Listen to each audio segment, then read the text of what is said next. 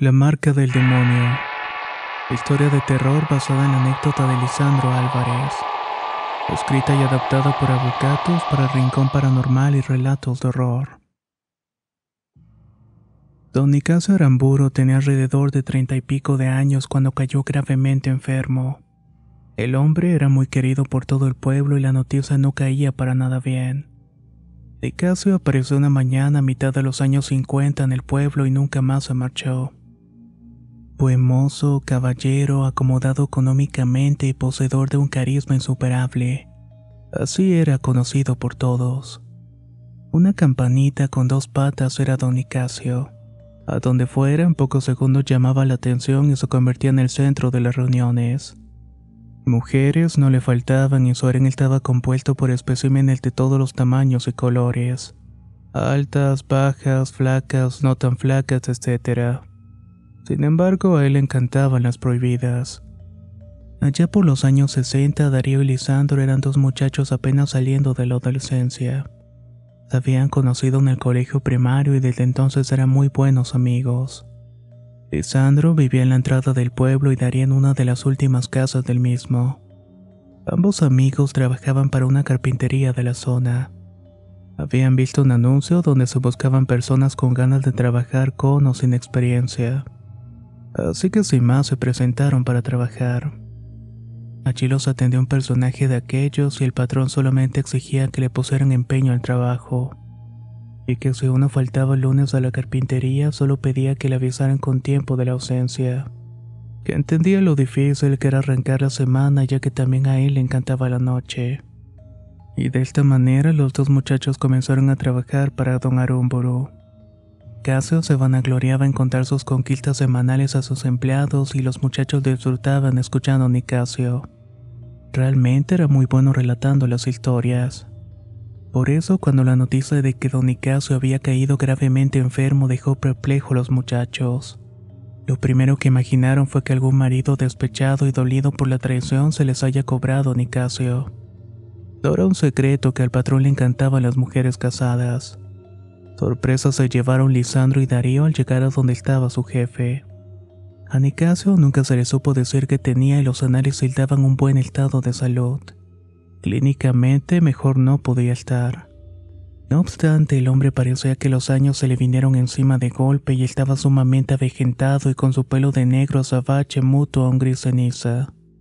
Innumerables médicos vinieron a ver a don Aramburu, incluso de otras provincias, pero ninguno lo pudo ayudar. Nicasio desistió y comenzó a prepararse para lo peor. La última semana que los amigos fueron a visitarlo lo encontraron irreconocible.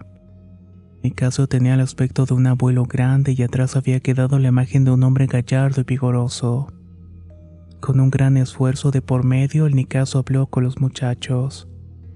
Cuando uno hace un trato con el diablo debe pedirle mucho tiempo de vida para poder disfrutar de los besos que le da a uno, ya que para él las horas son minutos, los días son horas y los años son meses. Entonces uno tiene que sacar cuenta bien para pedirle unos 1000 años. Porque si no a los 3 o 4 años se muere uno. Vean lo que me pasó a mí, que exigí 60 años y solamente me dieron menos de 10 años de contrato. Darío y Lisandro solamente se miraron y aunque trataron de obviar el antedicho, el resto de la tarde se hizo muy larga. Al poco tiempo de esto, el hombre falleció y con él los secretos que había guardado. No obstante, la semilla de la duda germinaba con los amigos. El diablo existe. Y si Nicasio realmente había pactado con el demonio. Era una posibilidad latente que gravitó de ahí en más en la mente de Lisandro, mi padre.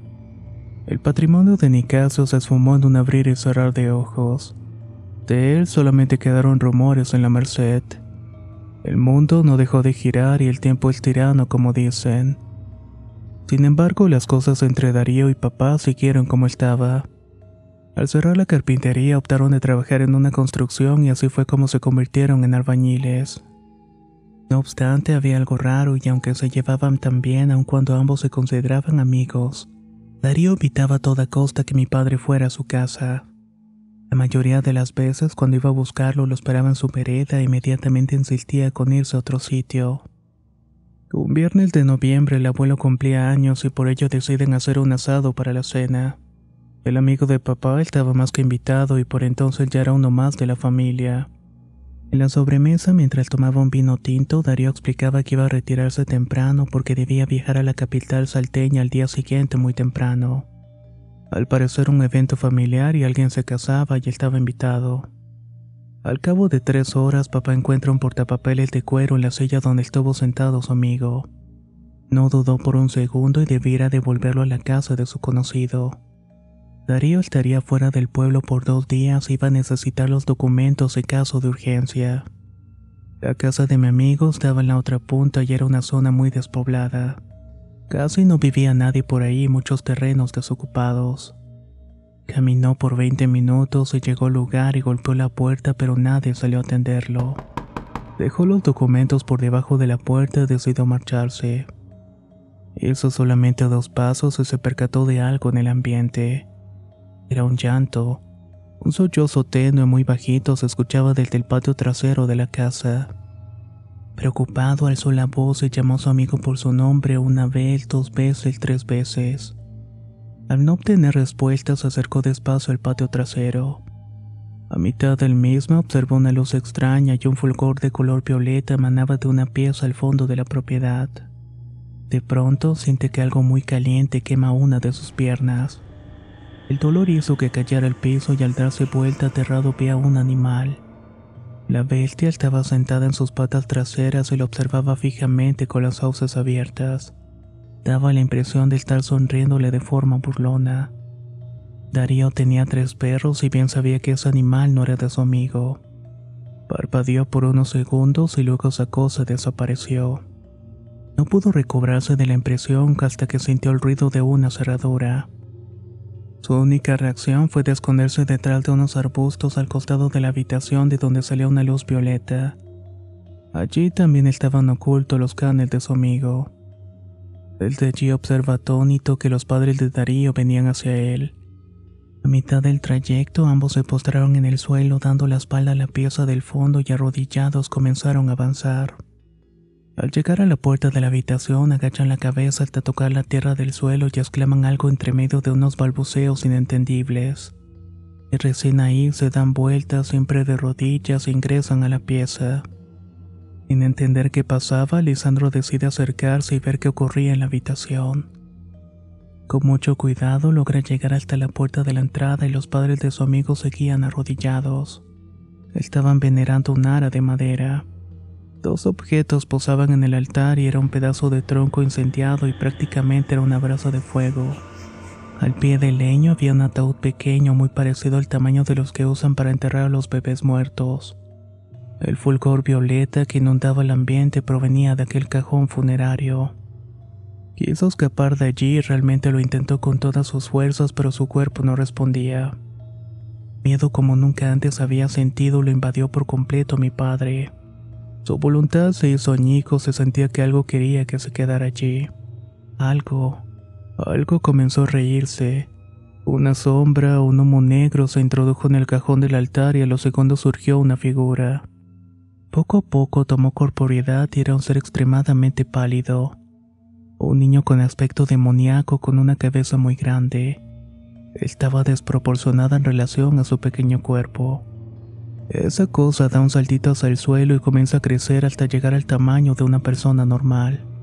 En un parpadeo había pasado de la forma de un niño a algo similar a un hombre. Papá pestañea por segunda vez y ahora la mitad de ese ser, sus extremidades bajas eran las de una bestia. Empieza a caminar de un lado para otro y de repente da un alarido estruendoso. En aquel instante los perros de Darío comenzaron a llorar y salieron huyendo despavoridos de los arbustos. La aparición se puso delante de los padres de Darío, quienes seguían murmurando cosas con la cabeza tocando el piso. Luego esa cosa procede a sentarse sobre un tronco que se estaba quemando. La bestia cruzó sus pezuñas y se quedó inerte allí. Comienza a cavar en el lugar y coloca un objeto en el agujero y lo tapa con la tierra removida. Inmediatamente el demonio pone una de las patas en la ofrenda del piso. Da un balido tremendo y los padres de Darío seguían en posesión de sumisión total ante la bestia. Los perros no dejaban de llorar y aullar. Mi padre temblaba como una hoja y quería escapar como fuera el lugar. Cuando parecía que se había recobrado el dominio de su cuerpo, en esa fracción de segundos que se levanta para salir corriendo, siente una presión tremenda en su cuerpo. Esa fuerza hizo que cayera arrodillado en el piso. Una voz gutural invadió el ambiente y el demonio ahora miraba fijamente a mi padre. Pide y se te dará. No. Pide y se te dará, repitió. Yo sí cumplo, no como él. Dios, ayuda, dijo mi padre. ¿Dios? Aquí no está tu Dios. Yo soy Dios. Totalmente paralizado, mi padre observó cómo el demonio se levantó y caminó hacia él. Con una de sus manos sujetó su cuello y acercó su rostro. Enfrentados, lo miraba fijamente con sus ojos totalmente negros mientras esbozaba una sonrisa macabra. El tiempo se detuvo y el momento se volvió eterno para él. Observar ese rostro demoníaco ha dejado traumado a mi padre hasta el día que murió. Los papás de Darío se abalanzaron y cada uno lo sujetó del brazo y a ratra lo introdujeron a la pieza. Adentro, delante del demonio, le exigieron que lo adorara. Él se negó y, como si fuera un castigo ante el agravio, fue azotado fuertemente en la espalda. Algo invisible lo había golpeado ferozmente. La luz violeta que salía del ataúd brillaba con más intensidad y ante esto mi papá comenzó a escupir en el cajón. De allí salió una sombra negra que lo envolvió por completo. Era golpeado por todos lados y no podía defenderse. Al borde de perder la conciencia y la vida, comenzó a implorar ayuda a los cielos, a los ángeles, a la Virgen María, a Cristo y a Dios. El demonio dio un grito de otro mundo y insultos de lo más aberrante inundaron el lugar. Comenzó a encogerse hasta tomar el tamaño de un niño. Luego desapareció al introducirse en el ataúd colocado en el altar. Nuevamente los padres de su amigo lo sujetaron y lo expulsaron de la propiedad. Lo tiraron en la calle y ahí quedó despojado, herido y aterrado. Cuando recobró algo de fuerza a los minutos, comenzó su regreso lento a la casa. El corazón casi se le estalla en el pecho al percatarse de una sombra lo estaba siguiendo a pocos metros detrás de él. Faltando 2 cuadras para arribar a su casa, se cruzó con Darío, que venía en dirección contraria a la suya. Mi pariente se quedó ante su amigo y contó todo lo que había visto en su casa.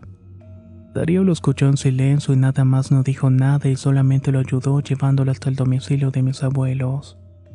Darío desapareció y por unos días evitó totalmente a mi padre. Al cabo de una semana se mostró Darío en su casa. Hablaron y confesó lo siguiente. Siempre evitaba invitarte a la casa por las cosas raras que pasan en el lugar, y también por lo que realiza mi familia. Mis abuelos eran curanderos y hicieron un pacto con el demonio hace muchos años en la punta de un cerro. Mis papás continuaron el pacto infernal y ellos deseaban que herede el contrato. Me han criado para ello y desde niño vivo atormentado por los espíritus que invocan. La verdad es que no sé cómo escapar de todo esto. Darío nunca se involucró en lo que hacían sus padres. Aunque siguieron siendo amigos, algo se rompió entre ellos. Se puede decir que nada fue igual después de todo esto.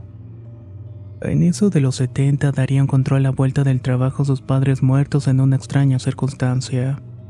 Ambos yacían arrodillados mirando la pieza del fondo. La autopsia arrojó que cada uno sufrió un infarto fulminante al corazón. Darío vendió la casa y aseveraba que los espíritus de sus padres rondaban por el sitio. La situación no daba para más y la venta fue una solución ideal para aquel problema. El inmueble fue comprado por unos agricultores y destinaron el terreno para cultivo. Hoy la zona en la cual el tiempo atrás fue la casa de Darío se ha erigido un santuario del Señor de los Milagros. Los episodios han disminuido, pero cada tanto alguien asevera ver una luz violeta en medio de los campos de cultivo. Quizás con ello el demonio todavía demuestra que el lugar está marcado.